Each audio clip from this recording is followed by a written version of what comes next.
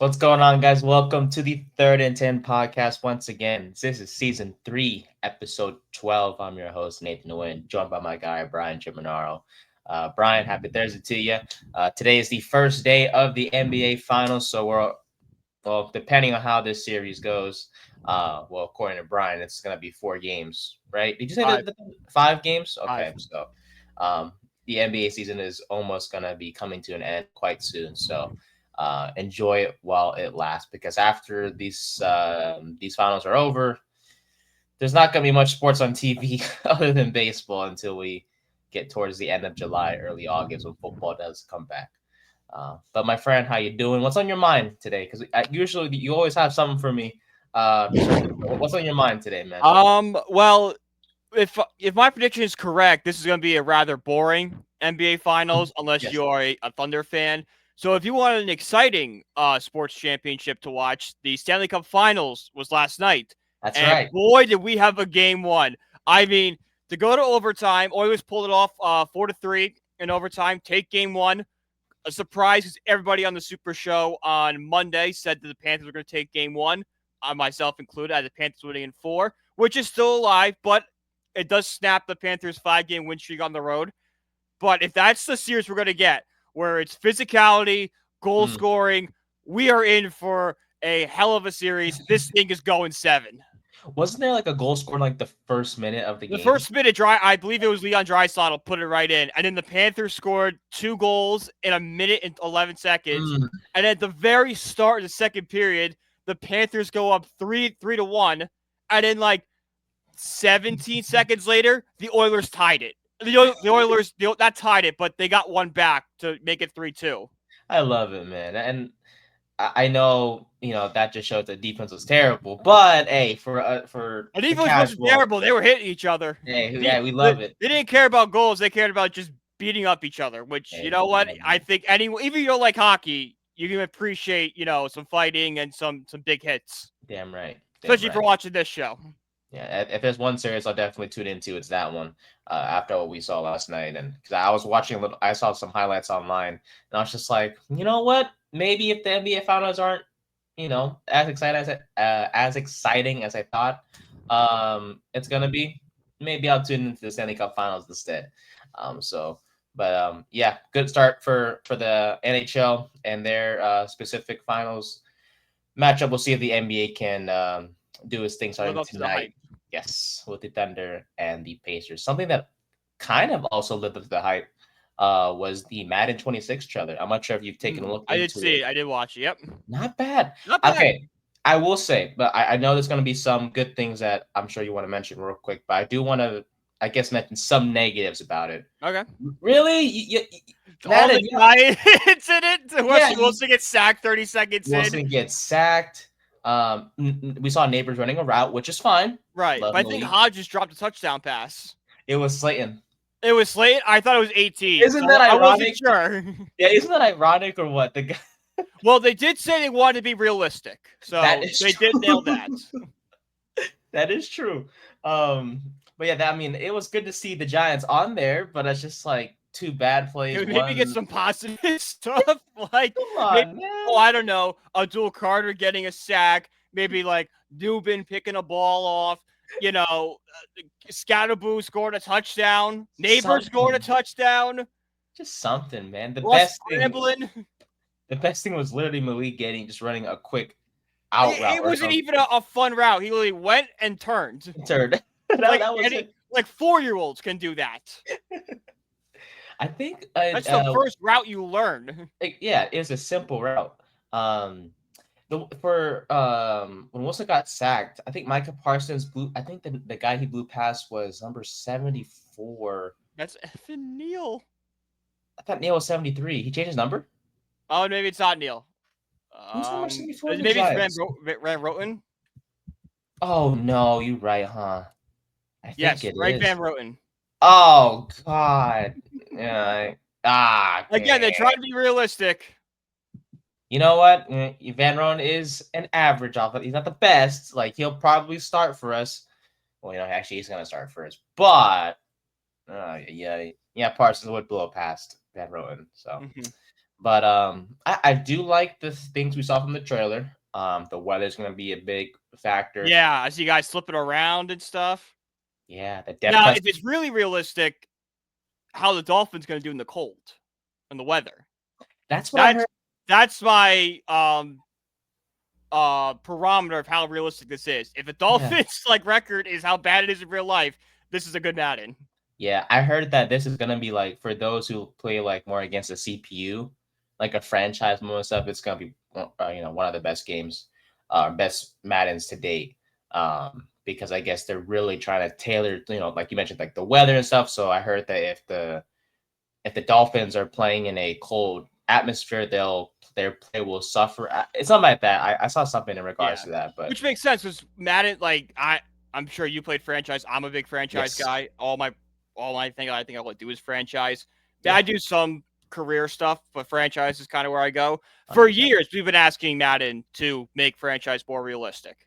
Like I Hmm. remember like 2017 Madden, it was like, can we get like a little more realistic? And then they always went to like Ultimate Team, and then they would do like weird stuff to franchise that's like this kind of I get what you're doing, but you didn't do it right.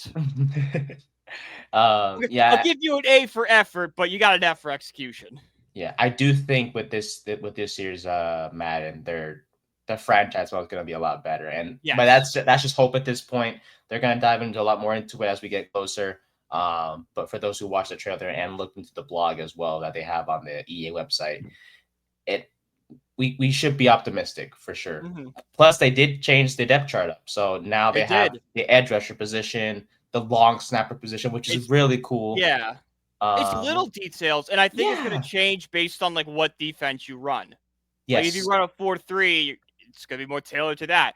3-4, then it's more tailored to that. Which again, that's simple stuff that is so easy. I don't know why it wasn't always in the game. Mm-hmm. It took them long enough. That's how these simple, small details just like that are being Yeah. added just shows how bad Madden has been for quite some time. But I am glad It's like this this is wasn't like you didn't have the technology to do this in 2020. well Like this is the first year that they're just focusing on next gen consoles because true. there's no more But you're current telling me a gen. PS4 couldn't run like I an edge position? You're telling me if the PS4 couldn't run that, we have bigger issues to talk about. Well, how bad was the PS4? I do remember when it comes to P. I think I never got my hands on a next gen console until 2021 because I know people had PS4s before that time, and I personally was always stuck with a PS3 for a long time, and I was playing Mm, like Madden 16, 2K. I was playing like the old yeah, and you games. have to like remember the players that were good back then. Exactly. So I'm still grateful though, Yeah, and all that fun like I stuff. But remember my first Madden was Madden 13 on the Wii, ooh, and they didn't really have updates. So like halfway during the year, Russell Wilson's lighting it up, but when it was released, Wilson sucked. So like I remember yeah. trading for Russell Wilson as a quarterback, and this guy just could not do anything like he did in real life. I'm like, oh, okay, got it. This Video is game's different than real life. Makes sense. And I assume you were controlling the Giants when you were playing. Yes, I was always the Giants. I was Well, always. isn't that ironic or what? I was gonna say I did a Isn't that fantasy ironic? draft. I did a fantasy draft. The quarterbacks we had were Tim Tebow and Russell Wilson. Well, okay, the Tebow stuff, man. That. Well, I mean, that. I was a big Tebow guy. I loved Tim Tebow. I thought he was the best. Uh, Tebow Mania hit me hard. dude, when he was on fire, he was on fire. I'll always remember the Denver game where he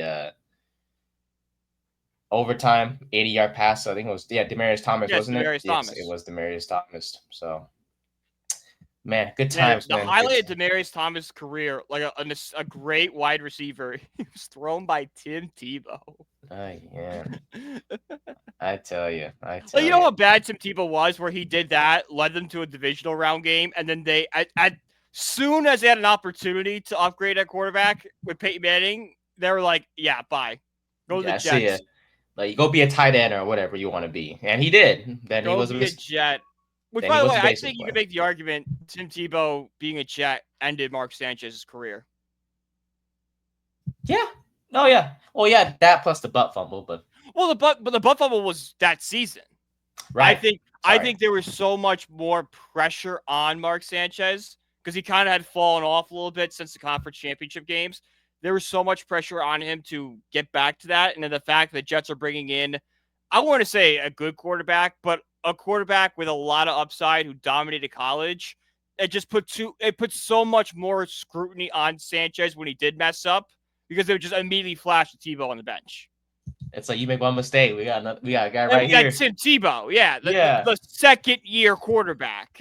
Yeah, newsflash, both didn't really work out. So Both sucked. Shout out Mark Sanchez, great commentator. Oh yeah, One of my favorite lines of all time.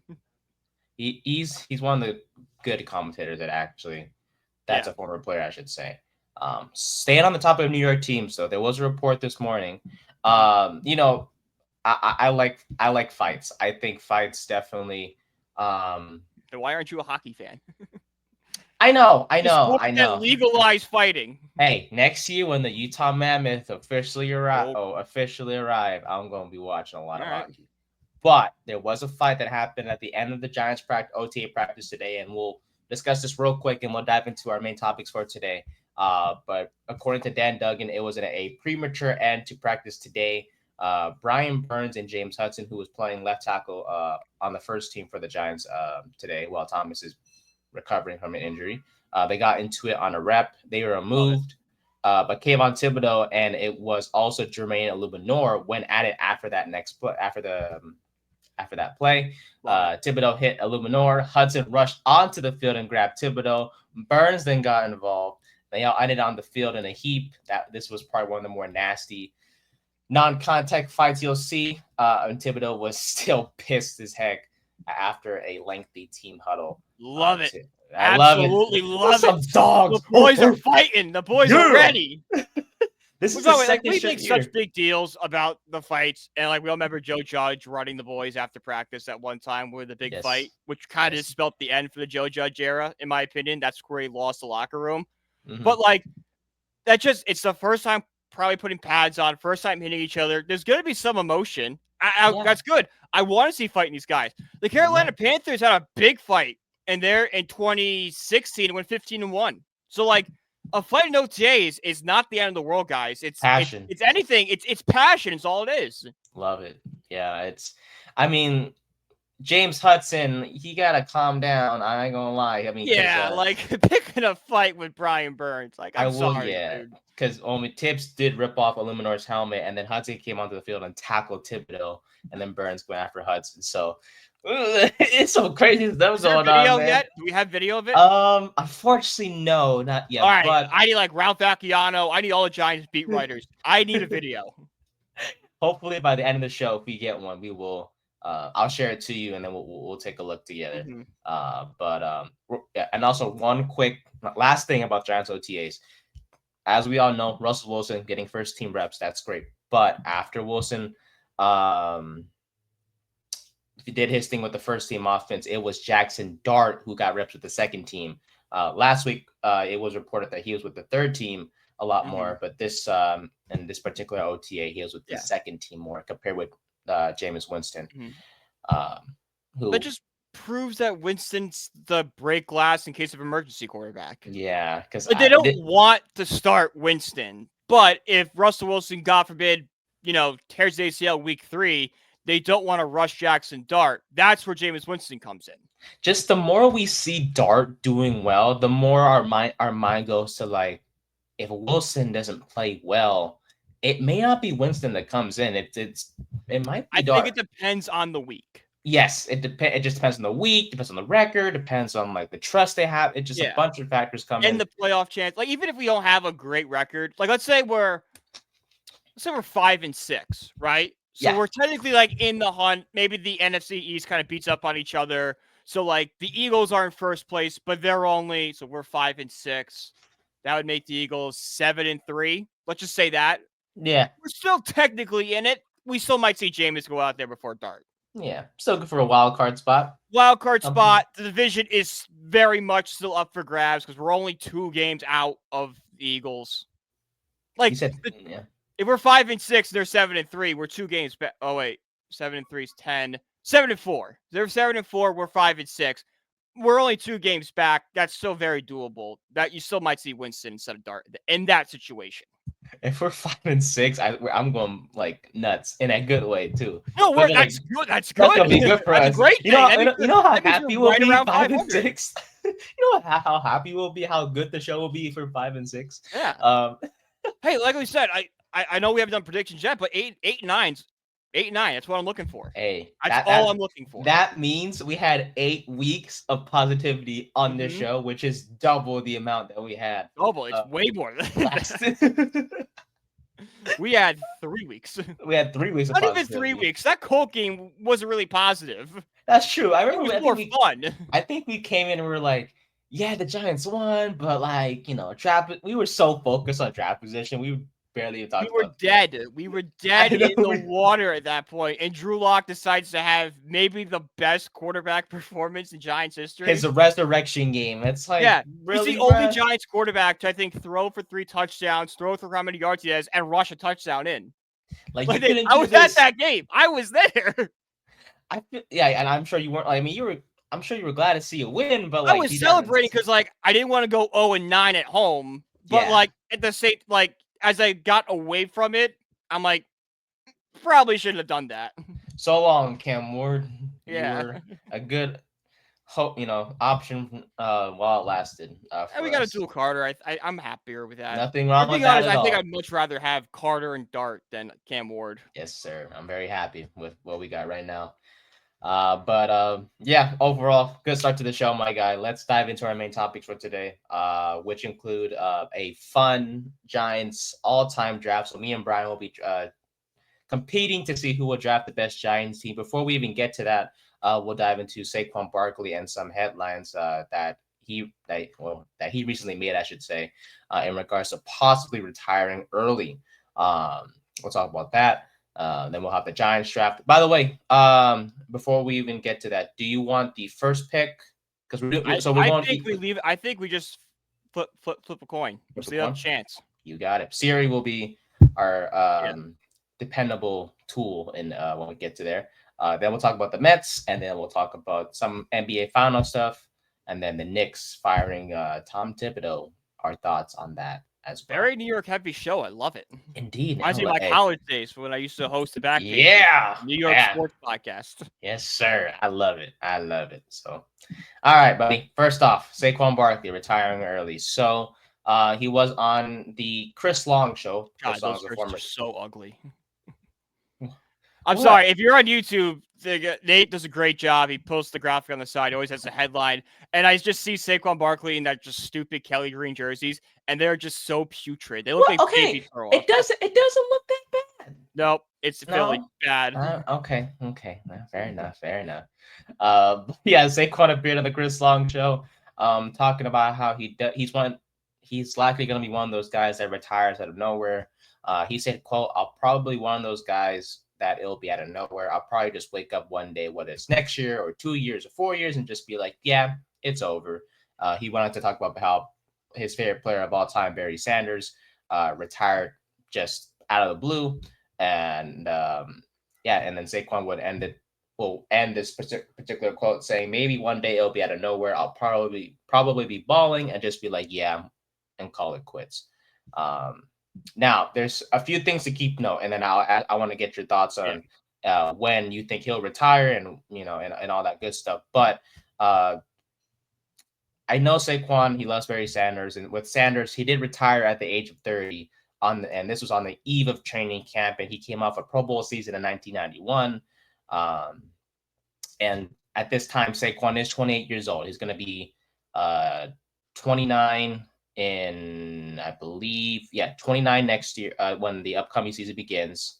And then he'll be, 30. No, I'm missing something here. I'm trying to make sure I get my facts.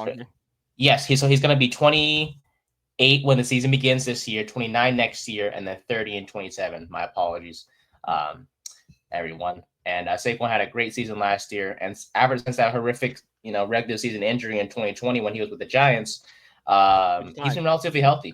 has played 16 games in the season, twice since then. Played 14 games a couple of years ago. But yeah, I mean, to hear this was quite I guess shocking because I know running backs don't have a long shelf life, but for him to say he could retire even as early as next year, kind of shocking. So, your thoughts on this, my friend? When do you think he'll retire? I guess, and this is kind of just out of the blue, man. I didn't expect this of him. It's out of the blue, yes, but like I also think it comes with Saquon Barkley wanting to protect his legacy because like when he was a Giant, everything surrounding him was, oh, he's a good player, but he's always injured, right? That's kind of his narrative. Goes to Philly, has the unbelievable season, is probably due to have another great season just like it.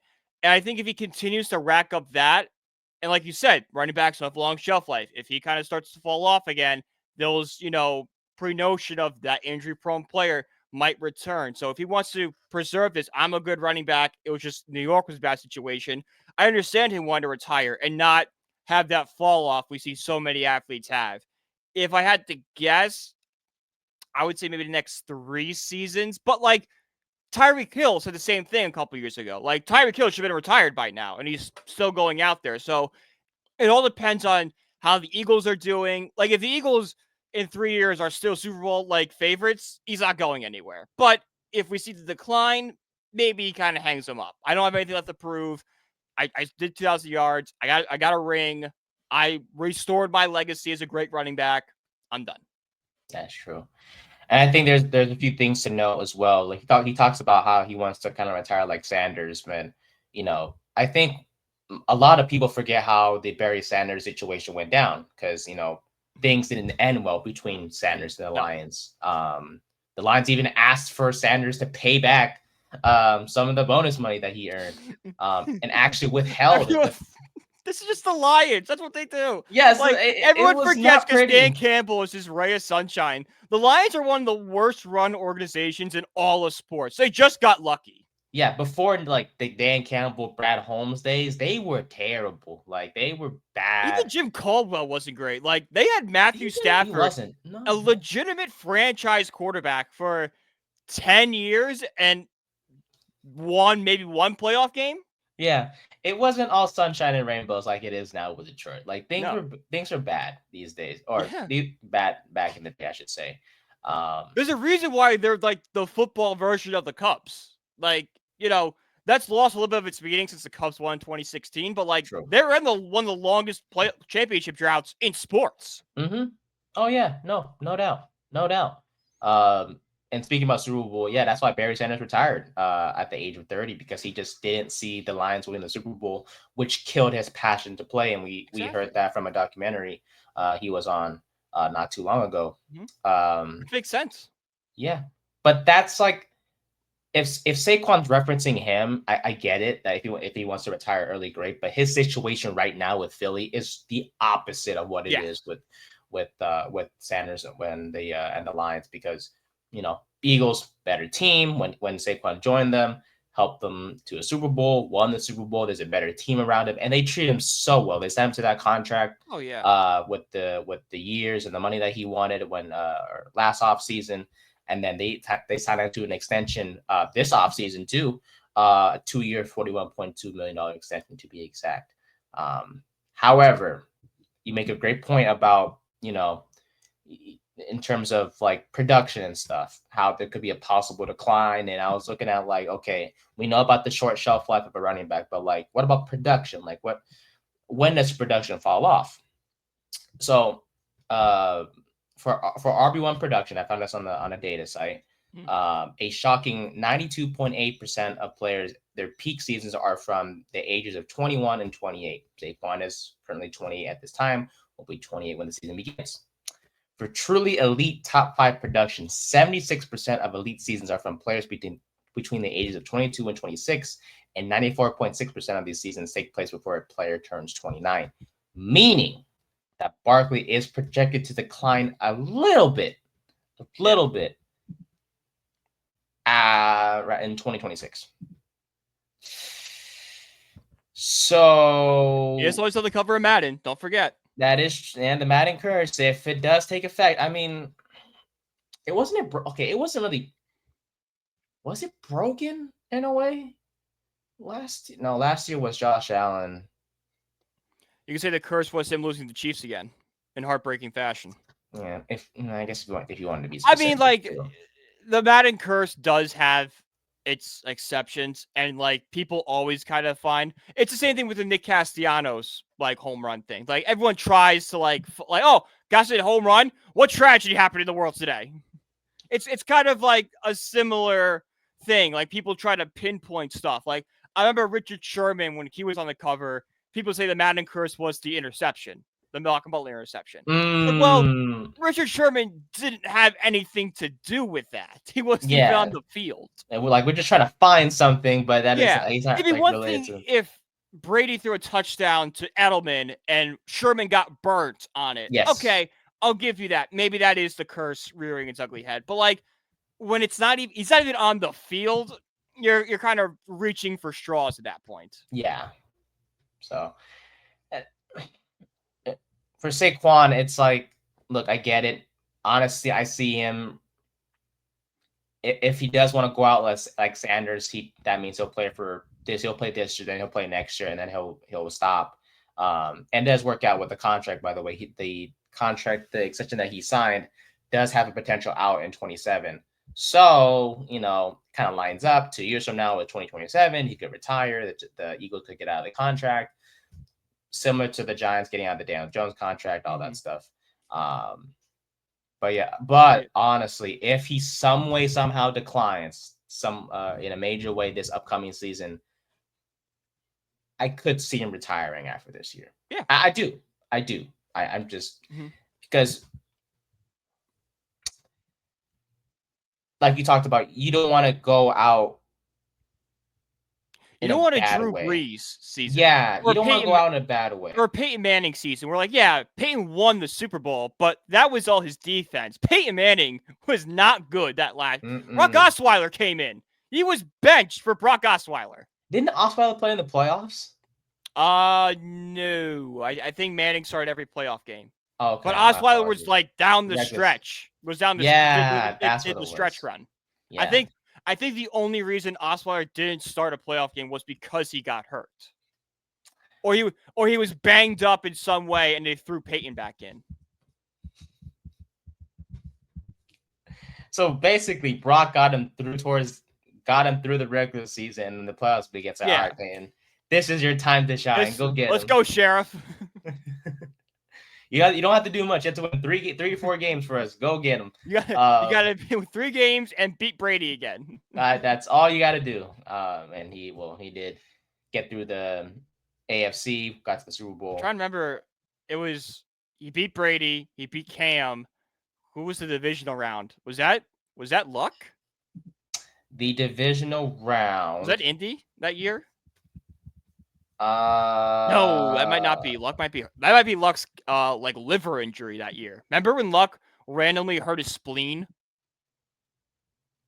That was it. Was a random injury, wasn't it? It was a random like organ injury. It was like Jesus. He got through Roethlisberger, Brady, because Denver had the number 1 seed. So it was I remember Denver number 1 seed. So they had home field advantage in that playoff game. Yes. Oh, so God. Roethlisberger, Brady, that's a good one too to beat, and then the best version of Cam Newton we've ever seen. No wonder Peyton retired after that year. He had 9 tutties and 17 picks that season. Told you he was not good. Gosh, people romanticize it because he won the Super Bowl and retired. He was not good that year. Holy Brock Osweiler definitely carried these boys. Holy cow. Well, no, the defense carried them. Osweiler was just the game manager on offense. Yeah, well, I think that back. He played a lot better compared to Peyton. That's not hard when you throw 17 picks. I know. Holy shoot. Oh my goodness. Here's a good question. Let's say Saquon Barkley retires the next 2 years, drops off production wise. So he only played 3 years in Philly. Is he remembered as a Giant or an Eagle? Oh, us. I think no matter what happens, he'll always remember. He might be remembered as an Eagle because he won the Super Bowl and was so instrumental in that Super Bowl win. I just think which is fair. I just think when you think of Saquon, you remember him as a Giant and like how how things sorted out with him in New York. Like Mm-hmm. to this day, everyone talks about, oh, the Giants. No one talks about, oh yeah, the Eagles got Saquon Barkley. It's always the Giants didn't pay Giants like Saquon or Saquon. they mistreated. So That's it's fair. always going to be that. But like fans will also think of the good times with the Giants and Saquon Barkley. That rookie season and Rookie season in 2022. yeah. That was Well, it. That was the only happy times with Saquon Barkley. yeah, but like he had so many highlight plays with us. Like I think he'll be remembered as a Giant, unless he rattles off back-to-back Super Bowls these next couple of years again. Yeah, Then I different think if story. he goes on another deep playoff run, I don't even think he needs to win another Super Bowl. I think he just go to a conference championship game. He's a lock to be an Eagle. Like a Mm-hmm. lock to be remembered as an Eagle, even if he only spends 2 seasons in Philly. Yeah. So, by the way, during that 2028 season, if he does play out the extension with Philly, he will be 31. And honestly, we haven't seen a guy over the age of 30. That's the key word. Over the age of 30, have success. Derrick Henry is currently 30 at this time. Yeah, but everyone keeps preying on his downfall. Like every year, the topic, especially in fantasy, is don't draft Henry this year. He plays too physical. He's gonna fall off. Yeah, and this season might be because he is 30. So I'm just saying it could be a possibility. So to wrap up this one, you think Saquon will retire when? If you had to pick an exact I'm gonna year. say 2028. Okay. I'm gonna go before the start of the 27 season. He'll call it quits. I think he will. But yeah. I mean, hey, for us Giants fans, if we do see him retire early, good for us. It's only good for us. We don't gotta deal with him anymore after 26, if my predictions are correct. But we move on to we'll stay on the Giants topic, of course, with our New York Giants all-time draft. So the way this works is simple. Me and Brian will alternate. So whoever has the first pick after we flip a coin here. So we'll start with the quarterbacks, go through quarterback, running back, receiver, all that good stuff. So like the first round is quarterback, second round is running back, third round's receiver, and so on. That is correct, my friend. And it's like a snake draft, so Yeah. So like you couldn't draft I couldn't draft like Daniel Jones first, and then you draft like Evan Neal second. Yeah, basically, yeah. Gotcha, and that's okay, of course. No, that's easier to follow. Fantastic. Sounds good, my friend. Let me get the coin stuff ready. I ain't gonna lie, this took some research because I'm just trying to think like there's gonna be players that you take from me. Oh, I round them off the dome. Yeah, I ain't gonna lie. So it's just like, yeah, this was this also a little known fact. So if you notice the camera's a little different, I had the camera propped up on a book. Would you like to see the book it's propped up on? Sure. We'll Hang on a second. Let's see here. So the camera's gonna move. No worries. The complete history of the New York Giants up till 2011. I was gonna say I might also get one of those. I mean, like the last page is Super Bowl 46. As it should. As it should be. Good times. And then it gets really cool. It's got like a bunch. It's got like records and stuff, which are all broken now because this book was published in 2013. It was published. We talking 12 years. It's a little outdated. The Daniel Jones era is not in this book, which I think is probably for the best. Yeah, it's good for the book's sake. Yeah, because if it was, that last page would be depressing to say the least. It would be a very depressing 20 pages the last 10 years. And then we hired Dave Gettleman, and every Giants fan cried immensely. Oh yeah, good times. Yeah, good times. All right. I'm going to ask Siri here to flip a coin for me. Let's see. How do I activate Siri on here? I promise I'm not old, but I don't think I have Siri on. You don't have Siri on? I don't. Why? Oh, here we go. You don't have Siri on. I have to activate it? No, this is crazy. Whoa, no. How do you not have Siri on? I didn't even know you could turn Siri off. I know. I don't know. I just don't. I feel like I don't know. I've said her name so many times. She's definitely going nuts over there. Oh, the Alexa thing? No, Siri. I have my phone over there. Oh, gotcha. Well, we could. It's fine. So we're gonna use Google. Yep. So I'm gonna flip this thing. All right. So I'm gonna show the camera or show my screen on the camera. So I think if I click this one, it says flip again. Yep. Tails. All right, bet. I don't know. It is tails, my friend. That apparently says tails. So you get the first pick at quarterback. So I'm gonna go ahead and go cry me a river because I know who Yeah. you're gonna take. I mean, it's a 1-1. If we were doing draft like position doesn't Yeah. matter. This guy would be the second overall pick, in my opinion. It's Oh Eli yeah. Manning. Like No doubt. enough said. Eli Manning is the quarterback you pick at 1. Yes. I don't care how you feel about Eli Manning, whether he's off the field, like him not showing emotion sometimes. This is the greatest quarterback the Giants ever had. He owns all the records. He owns the most I think he's tied with Howard Cross for most seasons played in a Giants uniform. He's the best Giants quarterback of all time, and it's going to take a lot to dethrone that. No doubt. No doubt. I still miss him to this day. I do miss when we had, great quarterback play, consistent 4,000-yard seasons. Consistent, yeah. Yeah, from Eli. So I wouldn't call Eli a great quarterback play because he did have those games where you made you smash your head against a wall. I remember there was one game we played against Philly at MetLife, and it was just raining and miserable. Actually, I think it was Nick Foles' first time playing in a game because Michael Vick popped his hamstring. And the Giants, it was a high-scoring game. I don't think it was like 35-27. But Eli had the opportunity to win the game and just kept throwing interceptions. It's like, dude, stop! Maybe you're wearing blue. Not green or white or whatever they were wearing. I think the Eagles were wearing black that game, if I'm not mistaken. Oh, it was a funeral. The black jerseys, yeah. It was a funeral that day, indeed, and not in a good way for us. Oh. So, with Eli off the board, no doubt, definitely taking Daniel Jones. No, I'm just playing.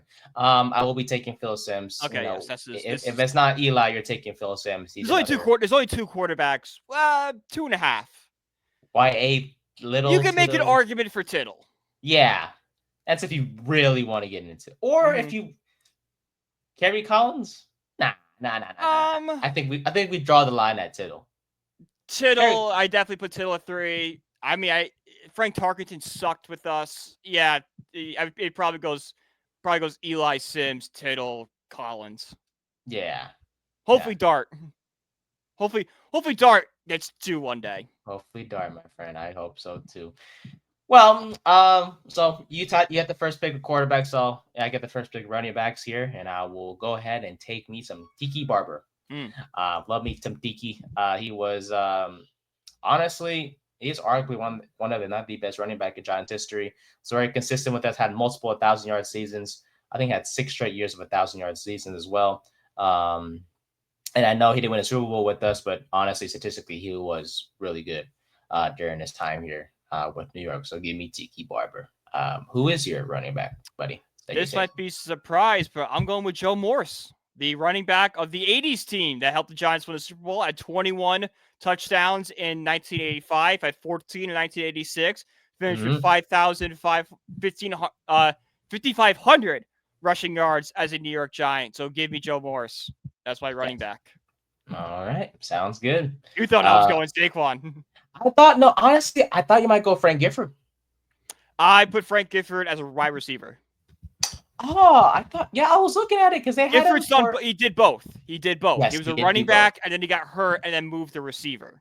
He did do both. That is so true. I'm like, I could take Morris here, and then maybe get Gifford as a running back, as a wide receiver, and make him my Deebo Samuel. So we will see how the chips may fall as we are going to wide receivers now, and you do have the first pick. Who are we taking here with our first pick? This is a pretty obvious one. It's Amari Toomer. I mean, if I have Eli Manning, I might as well go get him the best wide receiver he's played with in Amari Toomer. Big guy in the 07 run. It's self-explanatory. All right, sounds good to me. Well, with that being said, I will take Odell Beckham Jr. I know it's a bit more. I figured you were going to do this too, which is perfect because I get exactly what I wanted. I got my top 2 wide receivers right now. Gosh darn it. But yeah, with me with Odell. Made an impact as a rookie, whether it was his highlight catches or just production when he was with New York. Despite it, when healthy, he's arguably, he was one of the best receivers in the NFL. And who knows if he remained healthy and say as a Giant, he could be a legend here with New York. And he was exciting, he was explosive, he was dependable outside that playoff game against Green Bay, but I digress. And he was just someone that he was fun rooting for him as a Giant. So give me Odell. So I get to go back to back here. So give me Victor Cruz as well. You mentioned, guys, that Eli played with. Victor Cruz was another that Eli could depend on. Did have a short career in the NFL. Let's be honest with you. I think Cruz spent Injuries what? killed him. Yeah, it did. I mean, I will never forget that injury he had in Philly when I knew his career was over. Nasty. At that moment, I'll never forget my grandparents came up the next day, and my grandfather went, "Brian, how about Victor Cruz last night?" I'm like, Don't even. I'm like, "That's it." He's like, "What do you mean?" I'm like, he might never play football again." Yeah. He was already having a rush up to that season in 2014 too, so that to add that to the fire was just not fun. But had a great stretch in 2011, 2012, over 1,000-yard seasons, and at least 9 touchdowns in each of those couple seasons. He obviously won the Super Bowl during that 2011 year. So give me Cruz as my second receiver. Salsa. So, the salsa man. All right. Well, we know who you're taking, but you can go ahead and explain why if you'd like. Give me Plexico Burris. I'm gonna go Gifford. Okay. I wasn't going Gifford yet. I'm gonna take him with my next pick. But give me Plex. You know, a lot of guys. He's kind of overshadowed by a certain incident in a nightclub. But Plexico Burris was a really good receiver on those early Eli Manning teams. He scored, I believe, he scored the game-winning touchdown of Super Bowl 42, if I'm not mistaken. I'm pretty sure he hit Plex in the end zone. So give me Plex, and then my wide receiver 3. Thought about Hakeem Nicks here, but give me Frank Gifford for that. The duality of him being a running back and a receiver. One of the toughest players in NFL history, we're being honest. Fair enough. There was rumors, I don't know if you noticed, that he died on the field. You remember this? You ever heard this story? Gifford. This is really bad to say. I don't remember. What happened exactly? In the I forgot what year it was, but Frank Gifford took a really, really big hit from an Eagles player. Like a huge hit. Cost him an entire season of his career. There's a famous picture of the Eagle guys celebrating Frank Gifford just laying on the ground. Yeah. Hit. Yes. Well, when that hit happened, a fan in the stands had a heart attack. So they were wheeling him out on a stretcher with a blanket over him because he unfortunately had passed away in his seat. But they brought him through the Giants tunnel, and there were Giants players not knowing Gifford's status that thought that was Frank Gifford on the stretcher. So they thought he died. They thought he died, yes. Oh, shoot. Well, that's scary, but it's a true story. Oh, damn. So wait, the fan had a heart attack after that play? The hit happened and the fan had a heart attack, and he unfortunately passed away. So they brought him out through the Giants tunnel, and fans and players saw this guy in a stretcher. The picture of Frank Gifford lying on the ground, if you know it, like, he doesn't look good in that situation. Yeah. So like you put 2 and 2 together. It's like, well, is that Frank Gifford on that stretcher with a blanket over his head, or is it a fan? I was like, oh. But they hadn't known the fan. Like, if you weren't sitting in that section, there's no Twitter, there's no nothing. You have no idea if that's Frank Gifford or not. Mm-hmm. Yeah. Not fun. Not fun. Very scary, very, very sad story, but very interesting in like the Giants lore. Like, I'm thankful it wasn't Gifford at that time, but at the same time, it's like Gifford did come back after that and had 2 good seasons. Yeah, but someone still. Yeah, someone passed away. Yeah, so. Well, in that case, I guess moving on here to not talk too much about death.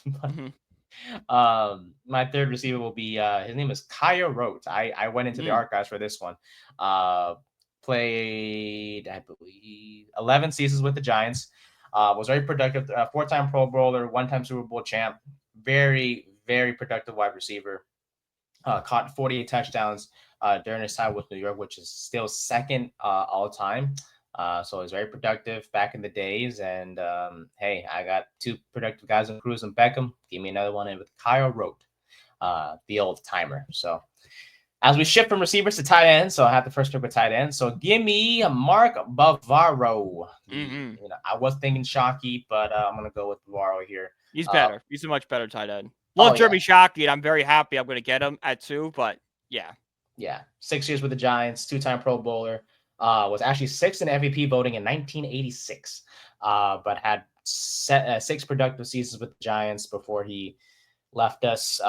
Didn't play in 91, I guess, because of a knee injury, and then he left for Cleveland and played 2 years with Philly.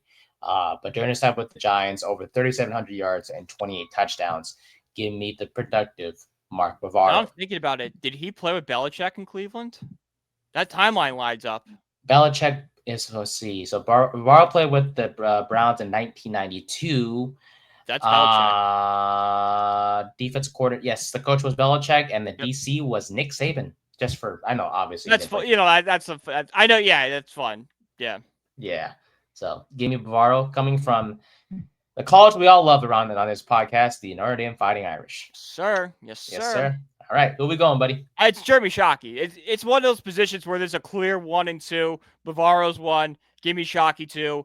I'm just kind of assembling the Super Bowl 42 team here. I'm kind of realizing it. It seems like it a little Even bit. though Shockey was hurt that game in the press box, but give me Shockey. I'm very happy with that. Nothing wrong with that. He was protected tight end when he played for us, my friend. So, all right. We can go quickly through the offensive line. You don't have to give reasoning if you don't want to. Yeah. Since we have to do defense as well. I mean, they're dogs. All these guys on our list are dogs. All guys are dogs, simply put. The Giants are known for their linemen. Like offense and defense. Yeah. That's where the Giants. I know the Giants last decade have kind of sucked in the trenches, but pre 2010, the Giants, the trenches where we made our bread and butter. Right. When we had great offensive linemen, a good running game, and of course, linemen also applies to defense as well. Things were good when we had good linemen on both sides of the ball. So you do have the first pick of left tackle. Yep. Who are we going with left tackle here, my friend? So I just did linemen in general. So that's if they fit in, they fit in. Give me Mel Hein. Mel Hein, I believe his number is retired by the Giants. Arguably the greatest Giants lineman we've ever had. Okay, sounds good to me. Give me. Look, I'm gonna take Andrew Thomas. I know it's recent, but we're talking about good left tackles. He is one of them, or honestly the best one we ever had. So give me Andrew Thomas. So so I go to left. So we're just going just general. I just did 5 linemen, and then they're just perfect. They're good now. Okay. Mel Hein can certainly play center. Sounds good to me. I think Mel Hein actually might have been a center. If I'm thinking about it. He was a center and a linebacker. Hey, perfect. Talk about two-way player. Two-way player. Nah, it's him right there, baby. Screw you, Ohtani. Get out of here. That's what I'm saying. Like, come on, man. What are you doing ain't unique. Travis Hunter. I know what I'm saying. We've had guys who play lineman and defense. Get out of here. But give me Sean O'Hara, man. Yeah, for my center, and then you can go ahead as well for this next one. Give me Chris Nee. Tom Coughlin's sticking with the theme of 2007 Giants. Tom Coughlin's son-in-law, Chris Nee. Sounds good to me. All right, and then your next lineman would be. This is a man that follows me on Twitter. Shout out, David DeLeo. Really? Yes, David Deal follows me on Twitter. No way. Mm-hmm. Lucky. Come on, David. Hey, David. I know who you are too, man. You play left guard for us. Give me a follow real quick. Nah, I'm just kidding. We love you. We love you, Dale. Thank you for your contributions to this team. Played a lot of positions, by the way. He played guard, played tackle. Versatile guy for sure. He was Van Roten before Van Roten. Damn. Yeah. He was a Luminor, but way better. Yeah, way better for sure. No, he was a consistent, good starter for us. All right, but yeah, for me, give me Rich Subert, and then give me wait, did you say Chris Nee? You did, right? Yes, Chris Nee was my first. Dang it. Coughlin's son-in-law. Which is the funniest bit of trivia of all time that Coughlin took his son-in-law. Hey, imagine having your father-in-law and boss. Be like, hey, welcome to the. He's like, it's time to kick back with the family. My boss is still here. Leave me alone. No. Give me. This is tough. Where do I want to go? Give me Kareem McKenzie at right tackle. He was good. He was a consistent guy there. Give me Kareem McKenzie at right tackle, and then I think you have 2. So is it 2? Yeah, I have 2. Okay, you have 2 left. I'm writing them down. Give me. I love this guy's name, Jumbo Elliott. That is a lineman's name right there. Like you want a vibes guy. If my offensive lineman is named Jumbo, we're winning chilling. Super Bowls. And then for 10, this is a personal pick. Give me Justin Pugh straight off the couch. Oh, yes. Yes, indeed. The Love best it. lineman on a lot of really bad Giants teams. He was. I think Oh, I no think the doubt. Giants are good. He's talked about more, highly regarded. Yeah, this guy really literally came off the couch. Or Mm-hmm. yeah, he played the An same week honorable that we mention was signed. Weston Richburg. Was an honorable mention for me. Oh, I like that one. I Yes. remember him. He did have a couple solid years as Eli's primary center. Yeah, Ha- it sucked when he went to the Cardinals. just I'm like like, he's Pugh, the guy to build the offensive line around. just like Pugh going to It the. was I think it was Richburg and Pugh were like the center and left guard on those really bad teams. And I'm like, we have two. Just fill out the rest. Fill out the rest. Be patient. Like we're gonna Get be the tackles. fine. You nailed it. You already have the inside's pretty good. You're just gonna go get like an average guy on the right. If you go get an elite left tackle and a good right tackle, we got a line. Like we'll be fine. We just gotta build out the whole line. Draft Laramie Tunsil. We don't care about the video that came out on the draft. I know. What is smoking gonna have to do with on the field play? Well, it's the Giants. It's John Mara. We can't have anybody do anything That's bad true. ever. You can't do anything bad, otherwise we're not gonna sign you or even consider drafting you. But instead, we drafted Eli Apple. Fantastic! Look at how that worked out. Now we already had Dominic Rogers-Cromartie and Jackrabbit. Speaking about DR, I do wonder who you're going with the corners when we get there. By the way, I do have. So I have one lineman left to pick. Right? Is that correct, my friend? Give me Ron Stone to fill out my guard position. And solidify my own line. He played 6 years with the Giants. Had a couple Pro Bowl seasons. Was a solid guard when he was with us. So give me him to round out my offensive line. Played 173 games overall in his career. 6'5", 325 as my right guard. I will take it. So, all right, let's do it. So shoot. I have first pick. Perfect. Yes, I took Mel Hine first, so it's you. All right, left end. Are we doing general? I did two DE spots. Okay. I feel like if you play left end, you could probably transition to right end pretty easily. Yeah, that could be naive of me, but like I feel like the end goal is the same. You see the quarterback, put him on his back. Yes. Question. Are we doing like specifically like left and right end, or are we factoring like edge? Because obviously we've. I did 2 DE spots, 2 D tackle spots, 3 linebackers, 2 cornerbacks, 2 safeties. And the linebackers can be like edges in a way. Edges, yeah, edges, middle, outside. Doesn't matter. There's 3 linebackers. Fantastic. Just pick 3 linebackers, and these players are great enough that they can figure out their roles. Yes, that is correct. All right, cool. Well, for my first defensive end, I will be taking Michael Strahan. There's no one else. There's no one else that should be taken first on deep when it comes to defensive ends. Super Bowl champ, sack guy. He was quarterbacks hated facing him, no doubt about it. But all right, you're up. Who are you taking as your first? My all-time favorite Giant, Mr. Justin Tuck. Yes, sir. Tuck was a rookie. Make the argument that Tuck should have won Super Bowl MVP in Super Bowl 42. I believe he had 2 sacks of Brady in that game. Gave Brady hell all game. And it does help that he also went to Notre Dame. So I got through for Justin Tuck his entire football career until he left for the Raiders, which broke my heart. Yes, that's true. That is true. Alrighty. Your next defensive end. My next defensive end, give me Justin Tuck's right-hand man, O.C. Umenyiora. Damn it. That was my guy. You don't know. Okay. All right. Like, love me some OC, man. Played most of his. I mean, he did play with Atlanta this last couple of seasons, but when he you don't really remember. He's in the Giants Ring of Honor, which I don't think a lot of people realize. Because he was impactful when he was with us, my guy. I think actually, if I'm not mistaken, OC got in before Tuck. Because Tuck went in with Eli on the Ring of Honor. Yes. I was actually at that game when Tuck and Eli went to the Ring of Honor. Damn. And actually, when they retired Eli Number, I was at that game too. Lucky, by the way. Well, the problem is they do all the big ceremonies the first home game of the season, and that's normally the game I go to. So, like, it was more just like luck we ended up going to those games. Did we lose that game? Oh, yeah. I figured. I think the Eli Manning retirement game was when the Falcons kicked that last-second field goal on us. Right. How come we lose when like the games like when we have like memorable moments? Because we suck. Yeah, I figure, right? That makes sense. Uh, with my other defensive ends, I'm taking JPP. Played 8 years with us, man. He was a monster. 58.5 sacks during his Hey, we're time a with the month out Giants. from JP's favorite holiday. That's true. 4th of July. Yeah, don't blow up those fingers. No, but 2-time Pro Bowler with us. Someone who has played with fireworks, it's very understandable how he did it. Yeah.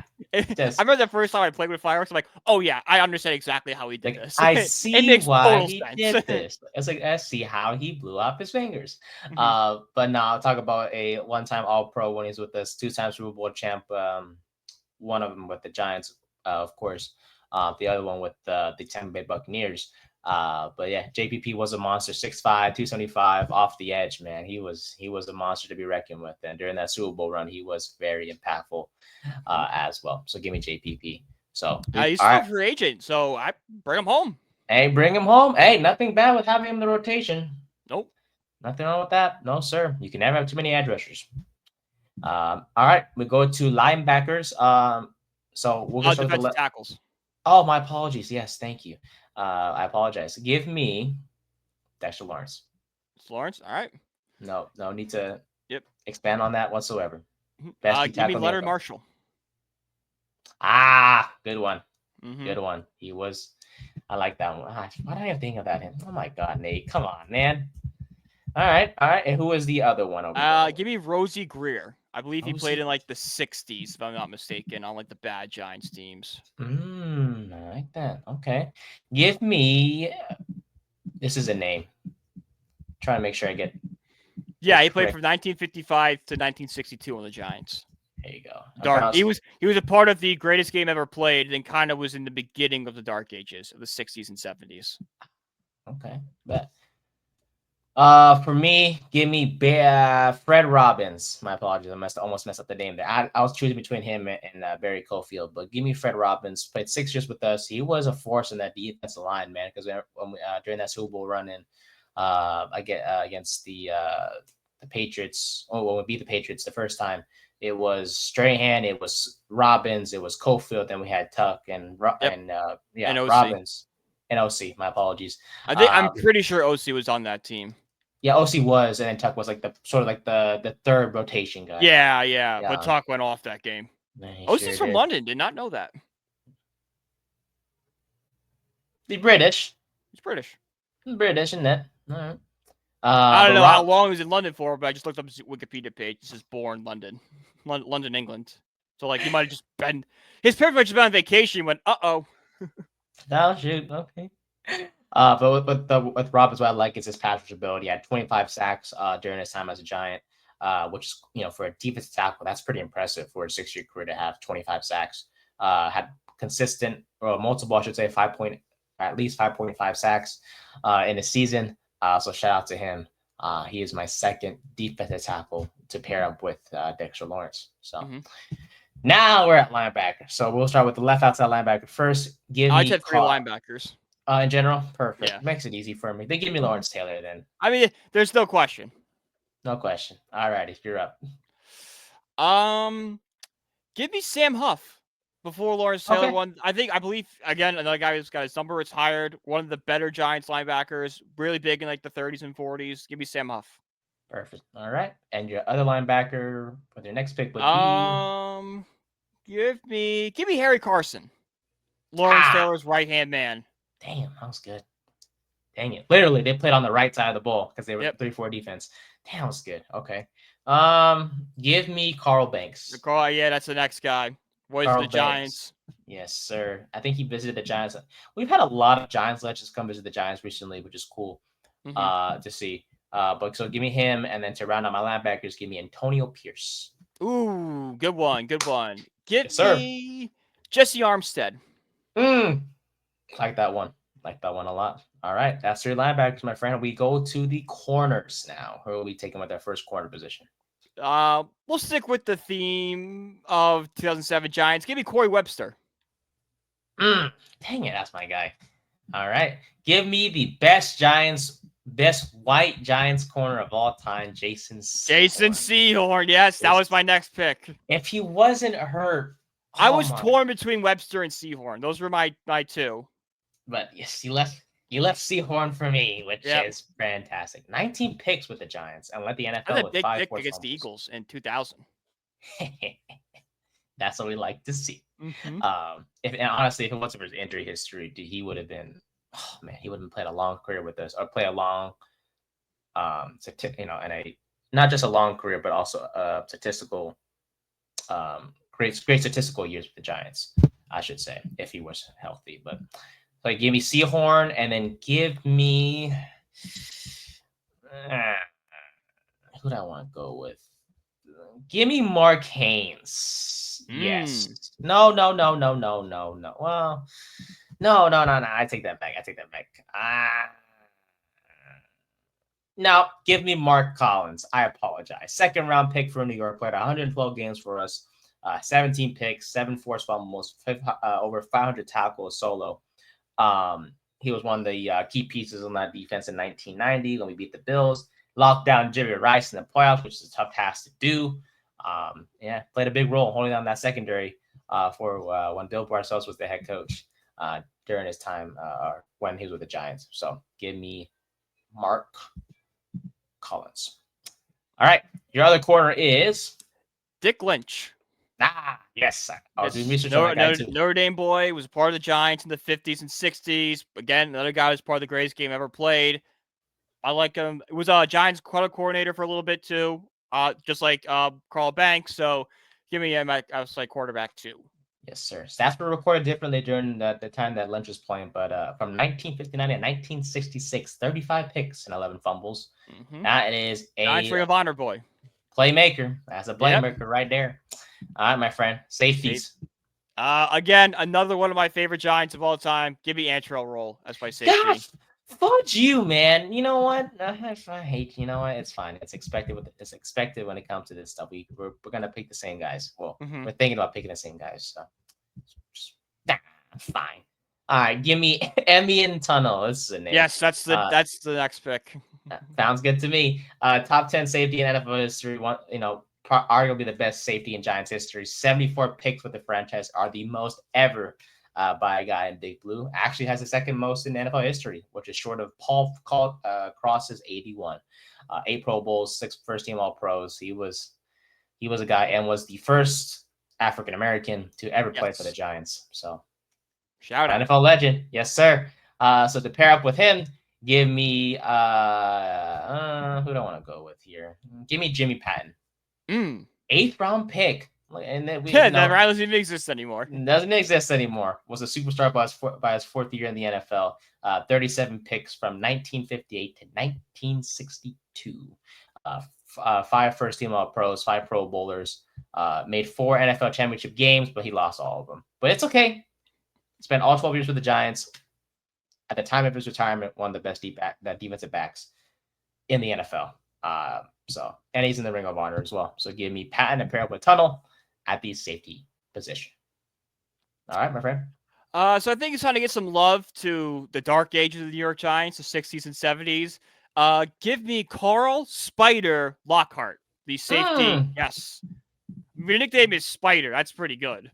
So you give me him as my other safety. Trying to give some love to that horrific era of Giants football.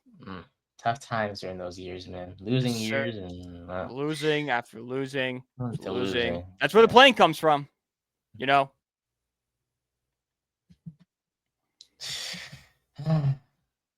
Anyways, let's not think too much about the negatives. Let's go to special teams now. You have this next pick. Lawrence Tice. Sir. Fudge! The guy that kicked us to 2 Super Bowls, Lawrence Tice. All right, fine with me. This guy's a little recent-ish. Give me Josh Brown. Wow. I know he did some bad stuff, I heard, I think. Yeah, I mean, if you look into what he did. When he played, hey, this is about playing. When he played for the Giants, He was great in 2015. I think he had the best was actually the best kicker in the NFL. Hit 93.8% of his kicks in Yeah, he was locked 2015. down. He was locked down and he was locked up in jail for a little bit. I hope he was. Domestic violence. Bad. Yes. And remember, it's all about when they play. It's not about what they do now. It's about when they play, guys. Let's remember that now. Punter, give me Jeff Beagles. Wow. Okay. Yes, sir. I'm gonna go with maybe one of the more underrated players in Giants history. Give me Steve Weatherford. Oh, The most jacked punter in NFL history. He was Australian. He was, bro. ESPN on Monday Night Football did like a 10-minute segment on him. That's when you know. Before a Giants game. That's when you know, like, he was a name. When we're doing about a punter, that's when you know we're good. He was a name, man. I tell you. And I'll always remember when he was obviously the field goal holder for New York, and when they made the kick against the Niners, he was like, "We're going to the AFC Super Bowl." Yes, that picture of him celebrating was my background for a while. Oh man. Hey, good times. That's why I love doing this thing. This was an idea that I'm glad we came up with, my friend. Yes. All right, real quick, we got to do coaches, then we got to dive into some baseball. We are going a little bit over time, but that's okay. This is expected. The Mets are quick. I'll go quick with the Mets. Sounds good to me. Coaches, me because I just did part. I did so. Give me the greatest coach, maybe in NFL history. Give me everyone wants it from this coaching tree. Give me Bill Parcells. Gosh, dang it! It's okay. It's fine. It's fine. I'll go with the other great Giants coach, Tom Coughlin. Honestly, you go with either one. They both won 2 Super Bowls. It's 1A, 1B. Exactly. Just whoever you pick, nothing wrong with that. So I'll take Coughlin. OC, give me Vince Lombardi. I forget he was one of the OCs for New York, and the offense was flowing under him. So give me Lombardi. Give me Ron Erhardt, the offensive coordinator under Bill Parcells for the 85 and 90s championship teams. Love it. And then is it me for defensive? Sadly, yes, it is. Yes, man, I just assembled Parcells' entire coaching staff. Give me Bill Belichick. Son of a gun. Gosh darn it. Alrighty, fine. I'll take Thomas Landry to round up my defensive. I mean, same thing, 1A, 1B, Belichick, Landry, whoever you want to go with. It's crazy the Giants had Tom Landry, Bill Belichick, Vince Lombardi, Sean Payton, all in their system, and none of them ever became head coach of the Giants. Yeah. It's like we literally had some of the greatest coaches in NFL history were coordinators for us. Greatest coordinators. We might have the greatest coordinator tree in NFL history with some of the names you see on that list. Oh yeah, no doubt about it. It's okay. Well, at least we have those names in our history, and that's what matters. So, heck of a team, Brian. You kept track of it for me. Which I kept track of my team. I didn't track of yours. Yeah, that's fine. I'll go back into this and then I'll try to make a graphic of our team. Yeah, I'll send you mine right now. Thank you, my friend. I appreciate it. I will forget. Yeah, it's fine. We'll figure it out. We got the weekend to do it. So, all right, my friend. Great draft. We'll do one of these again. Definitely in the future for sure. Whether it's a different team or a different NFL team or what the case may be. Maybe we do best 2000s NFL player. See that'll be a good one. All right, my guy. Mets. You guys are still in a series with the Dodgers. But last night, we have clinched the season series with the Dodgers. We have won 4 in dominant fashion last night from Mr. Pete Alonso. Have himself a day, kid. Only 2 home runs behind David Wright for number 2 on the Mets all time. Only 12 home runs behind Darryl Strawberry. It also tied Darryl Strawberry last night for the most multi-home run games in franchise history with 22. So he needs one more. He breaks Darryl's record. We are on Darryl Strawberry. We're on franchise record watch. Pete Alonso, every time he comes at bat, it's going to be must-see TV. And if the Mets are able to sign Pete Alonso long-term, and I mean like a 4 or 5 year extension, he's going to own every single offensive record in that record book until maybe Juan Soto breaks them all. But I digress. Yes, the Mets this series just passed the litmus test. They have closed the gap with the Los Angeles Dodgers. You know, the Dodgers only beat the Mets twice this year, and it took extra innings to beat us. There's not been a dominant Dodger win against the Mets this year. So that should give Mets fans a ton of confidence. We've closed that gap with the Dodgers. We are one of the best teams in the league. We got to, we kind of play the rubber game today. Got Dave Peterson on the mound going for the series win, which got to give Met fans hope. And even if we don't win, we split with one of the best teams in baseball. We're 4-3. We have the tiebreaker on them if we have the same record. And we go back to Colorado, which to a red-hot Rockies team. That's true. Congratulations. Miami Marlins. Hey, yes. By the way, if you're a Marlins fan, you're in bad shape this morning, right? Hello, darkness, my old friend. Not only your feet are on the edge of the cliff. Debate if you want to jump. You gave the Rockies their 10th win, their first series win, and their first sweep of the season. Y'all stink. I'm jumping off the cliff. Yeah, no, but things are great in Metsland right now. Things are and by the way, there is no bigger loser right now than Michael Kay. Remember a couple weeks ago, Michael Kay was talking about how he had these inside sources that Juan Soto was upset with the Mets, how he hated being a Mets and all that stuff. Have you seen the video that came out last night about what Juan Soto was doing in the dugout? He was flipping bottles and stuff. He was flipping bottles. Yeah, he was having fun. He was having fun. But so it was him, Marte, Francisco Alvarez, Luis Angel Acuna, for some reason, was playing catcher. Yeah, I saw him in catcher's gear too. I was just like, yes, the Mets were having fun. They're a loose team right now. Juan Soto looks like he's having the time of his life on the team. He's getting the swagger back. We saw the shoulder shuffle a couple times last night. Drew 3 walks, had 5 straight games of double-digit hits. Unfortunately got snapped last night. But when you draw 3 walks, and I think he scored 2 runs, I believe. Michael Kay, I think you might have made stuff up, and I think you got called out for it. So maybe you should just settle with being number 2 in every aspect of your life. Yeah.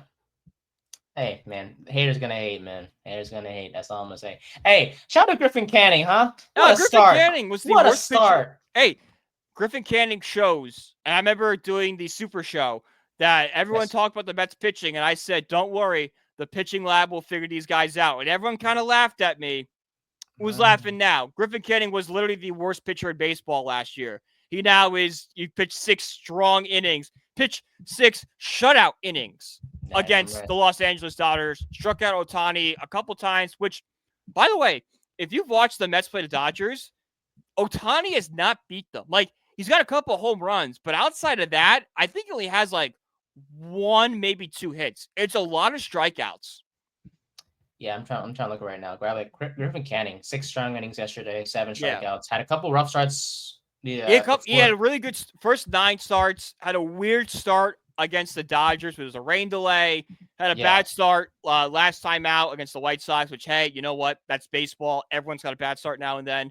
But to come back and pitch the way he did last night gives you all the confidence in the world.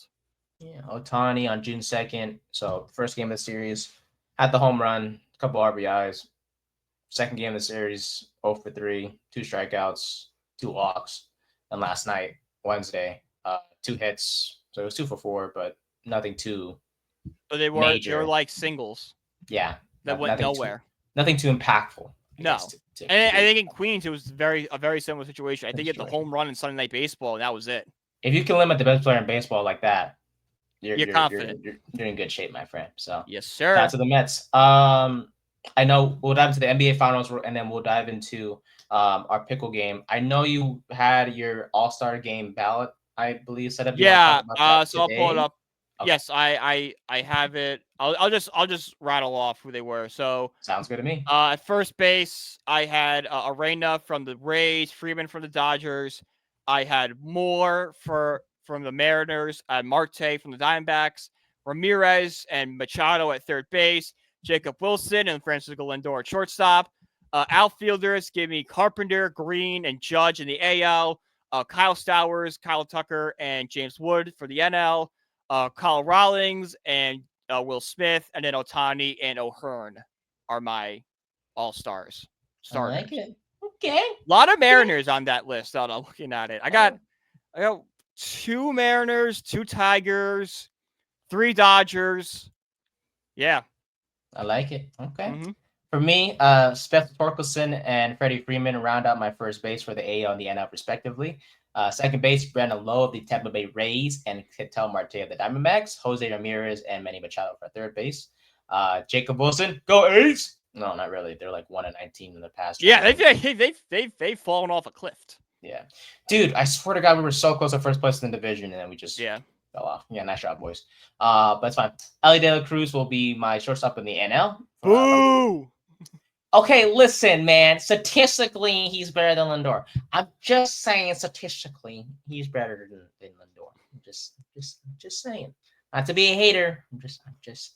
Lindor's gonna make it as a reserve. It's fine. He better. He will.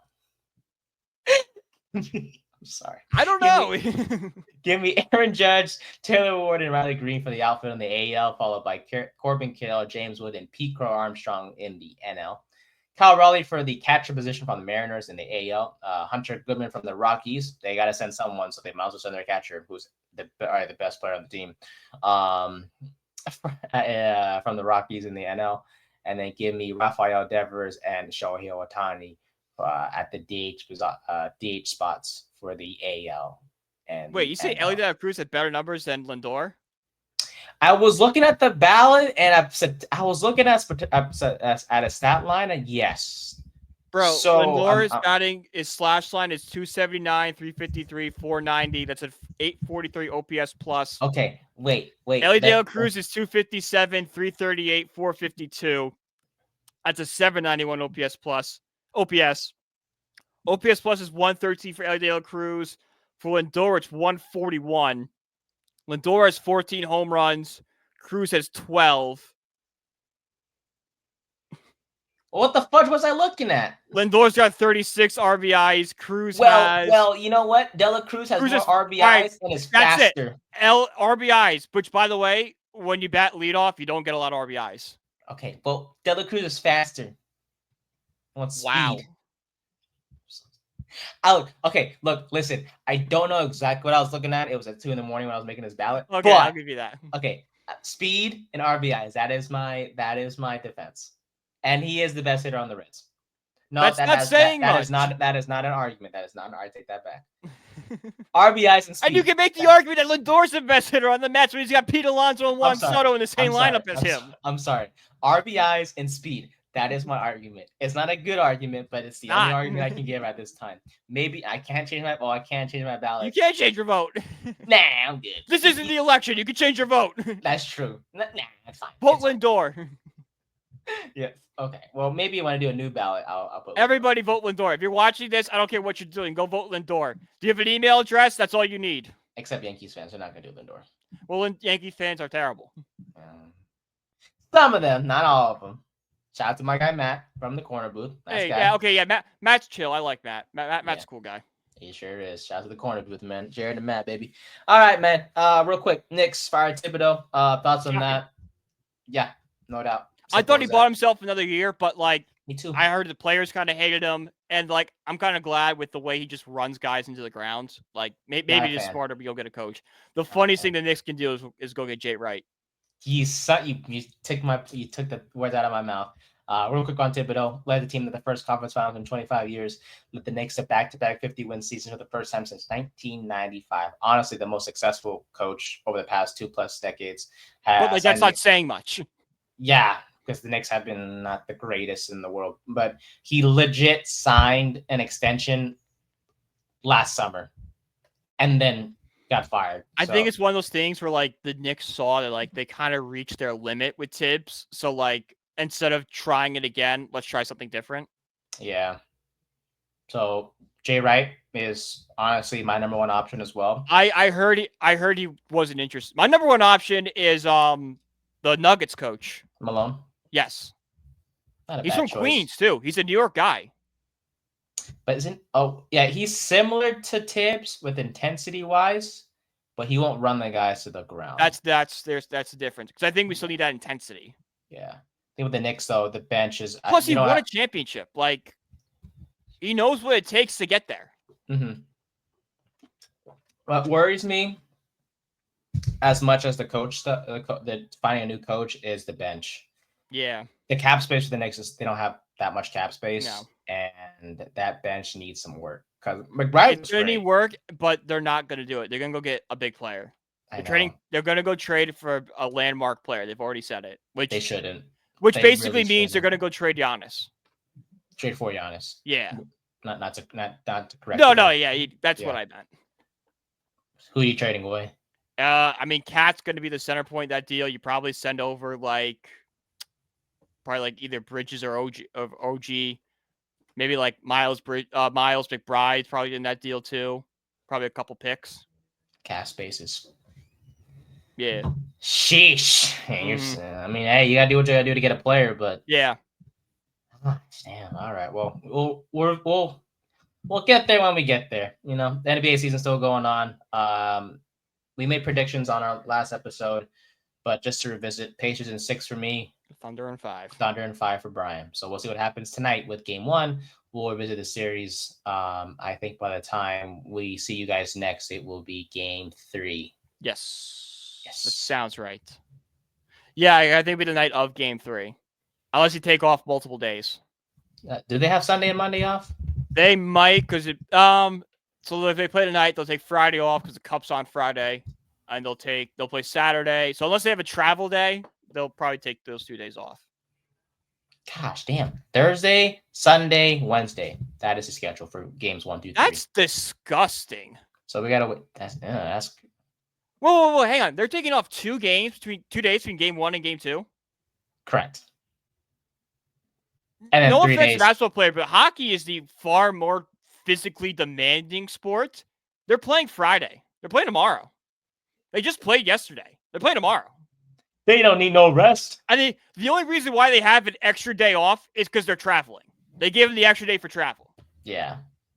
Meanwhile, these guys have 2 days to rest, even though the series is still in OKC for games 1 and 2. And then it should be today, Saturday, Tuesday, Thursday.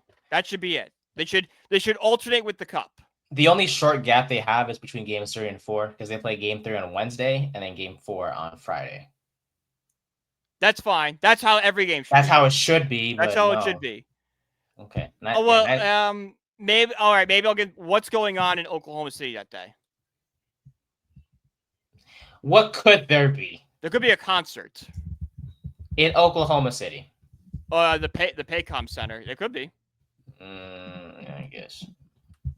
Yeah, if there's not a concert, I'm going to be very upset. There's not. So what are we doing? Shane Gillis is there July 18th. Huh. I don't see anything. So, yeah, nice going NBA. Way to. I mean, I get the rest, but come on, these guys, they don't need. They can rest when the season ends. Hockey, the far more physically demanding sport, is playing tomorrow. They have 1 day off. They're playing tomorrow. Damn right. You're damn right. Softies. Soft. I mean, Charles Barkley said it. He goes, I watch hockey players break their legs. If an NBA player break their legs, they need a wheelchair. These guys are still playing. Yeah. It's just a scratch. Your leg is hanging off. It's fine. It's fine. Well, let me skate a little bit more, then I'll figure it out after. Anyways. All right, my guy. Pick on, and then we'll wrap things up here. Yeah. Who was our first player? Give me Griffin Canning. Let's give him some love. Canning. Again, hell of a start yesterday against the Dodgers, man. Heck of a start. Pitching live in work. Yes, sir, it is. Okay. American in the AL or the AL East. Or the AL East or National League. 28-27. Judge is righty, right? Yeah, I'll go Judge. Yeah, and Judge is 30. 33. Dang! Yeah, Judge is a lot older than you realize. He's probably got a couple years. No, well, he's a DH, so never mind. No, I'm so Stan's sorry. the DH. He's a right fielder. He's gonna have to become. He's gonna have to become DH because he's too big. His body's gonna break down. We've seen it already. He's been healthy these past few years, but his body's gonna break down eventually. Tell me you're a baseball casual without telling me you're a baseball casual. Come on, Nate. I know Stan for sure is bad now, right? These days. Stanton's injured. Yeah, I don't think Stan's even rehabbing yet. Injured equals bad. Perfect. Right, works for me. Okay. I don't know.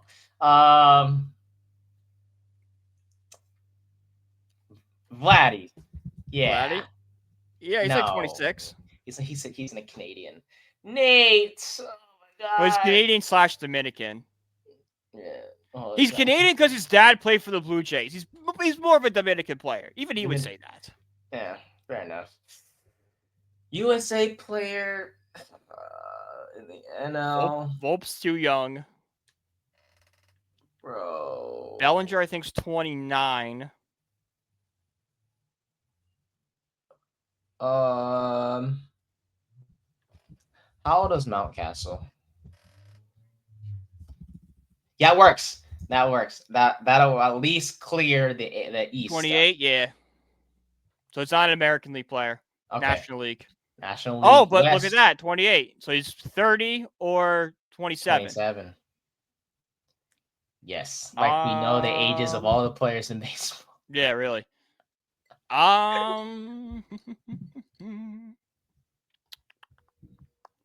Freeman's old. Betts. How old is Mookie Betts? Yeah, I can check for you, my friend. 32. He's too old. Yeah. Dang, he's old. That's crazy. 32. It's crazy. Teoscar Hernandez? No, he's not American, I don't think. He's Puerto Rico. Is he Puerto Rico? Just check. I think he's Puerto Rico or Dominican. Gosh. And he's 32. Nate.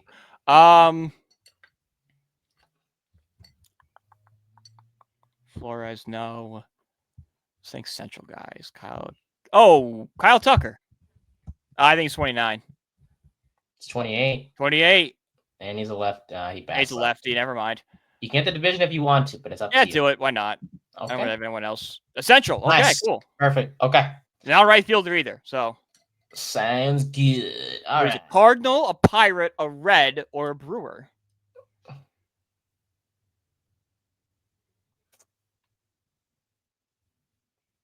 Cardinals. Ooh. What are we thinking? I was thinking Mason Wynn, but he's too young. That's a good one. Try that. He's too young, right? Yeah. Brendan Donovan might be a little too old. I can check for you. He's German. Oh, right. He is German. Yeah, he's the military. I think we actually guessed him the other day. Now I'm thinking about it. Yeah, we did. But we did. I remember that. Arenado's too old. Not starting pitcher. Could be pitcher. William Castillo's not. I don't think it's Cardinal. Is that Ryan Hesley still in the league? He might be. Yo! Oh! Nate with the pull. I'm on fire. Okay, here's why I guessed him. He was my fantasy league pitcher back in the day. That is literally my only reasoning. No, because I'm thinking about it, and I'm just like, okay, dude's been with the Cardinals for some time. Cardinals. I recognize him, the Cardinals. And when he was on my fantasy team, he was quite dependable. And I'm going to be honest. When it comes to baseball, when it comes to the WNBA, the players I know are because of fantasy teams. Are my fantasy teams. Angel Reese, bang! Bang! Down Queen. I know. Terrible. She is. I think. You know what? I got to give Angel Reese an apology. I laughed. Why? I laughed at her when she said that people don't only watch the WNBA because of Caitlin Clark. She is right. I watched the WNBA because of Angel Reese. Not because she's good, because I think it's really funny how bad she is.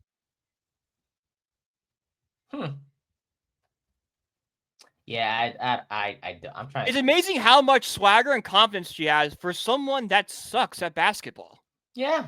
Like, she can't make a lay. Have you seen the guys on TikTok that have been betting Angel Reese miss first shot, and they're on like a 7 day? There's like a video about that. Yes. They're like 7 straight in a row, and they're like not even close to the shot she's taken. Oh, dude, she's not good, bro. She's like that. She's like the kid in town. It's like, I'm so good at basketball, and they just like throw. It's literally Michael Scott in The Office. It's what she is. Yeah. When Michael Scott thinks he's this great basketball player, and he's like, just like, really isn't. He's like, he throws the free throw over the net. It's a truck.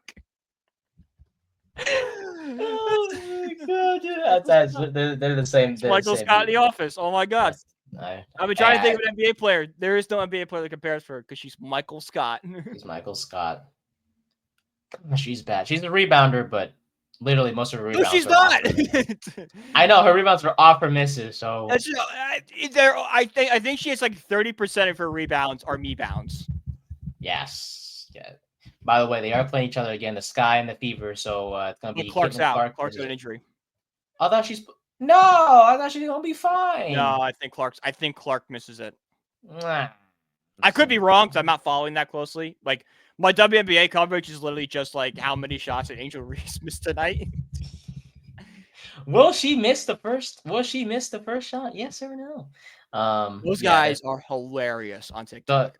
Every time they pop up and the Titanic music, I laugh. I laugh so hard at those videos. And it's only him, and then the next guy is like the Angel Reese bang. Bang. Oh, yeah. Well, hey man, this is a fun show. We'll talk a lot more. There's no video about the Giants fight just yet, but there has been some Giants quotes that we'll talk about more next Tuesday. Some good praise, I guess, in regards to Russell Wilson. Okay. But yeah, we'll talk about that on Tuesday. We went overtime, but it's okay. Fun show. The draft took up all of the time, but that was still fun stuff. We hope you guys enjoyed it. You can follow us on our social media. You can follow me at Nathan_124. You can follow Brian at BrianPG1016 on the Twitter, and you can follow our podcast page at Third and 10 Pod on TikTok, Instagram, Twitter, and YouTube. Yes. Francisco Lindor is not in the lineup today for the Mets. Oh no. Yep. Not my all-star. I'm kidding. The guys need some rest. I think he's resting his bruised foot. Which, I don't know. Is he good? He's fine. He got hit in the foot last night. Hey, you can't beat him. You gotta hit him. I really think it's just precautionary. They've already won the series. It's fine. My worst nightmare. I'm going to the Dodgers game next week. Oh, I should have discussed this earlier.